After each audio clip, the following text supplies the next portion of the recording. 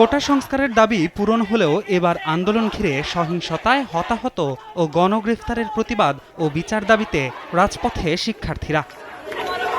বৈষম্যবিরোধী ছাত্র আন্দোলনের পূর্বঘোষিত কর্মসূচি অনুযায়ী সকাল থেকেই বিভিন্ন এলাকা থেকে ঢাকা বিশ্ববিদ্যালয়ে আসতে থাকে শিক্ষার্থীরা। চলে স্লোগানের ঝড়। বিভিন্ন পয়েন্টে পুলিশের বাধা সত্ত্বেও শিক্ষার্থীরা জড়ো হয় দোয়েল চত্বরে। এ সময় শিক্ষার্থীরা ৯ দফা দাবি পূরণ না হলে কঠোর কর্মসূচির হুঁশিয়ারি দেন। এদিকে শিক্ষার্থীদের কর্মসূচিতে সংহতি জানান ঢাকা বিশ্ববিদ্যালয়ের শিক্ষকদের একাংশ। যৌক্তিক আন্দোলনে শিক্ষার্থীদের পাশে থাকার কথা জানান তারা। যতদিন পর্যন্ত না এই ন্যায্য আন্দোলন বাস্তবায়ন হবে, রাস্তার পাশে অভিভাবক হিসাবে আমাদের পাবেন। অন্যদিকে বেলা ১:৩০টার দিকে শিক্ষার্থীদের আন্দোলনের সমর্থনে আইনজীবীরা মহানগর দায়রা জজ আদালত প্রাঙ্গণে মিছিল করেন।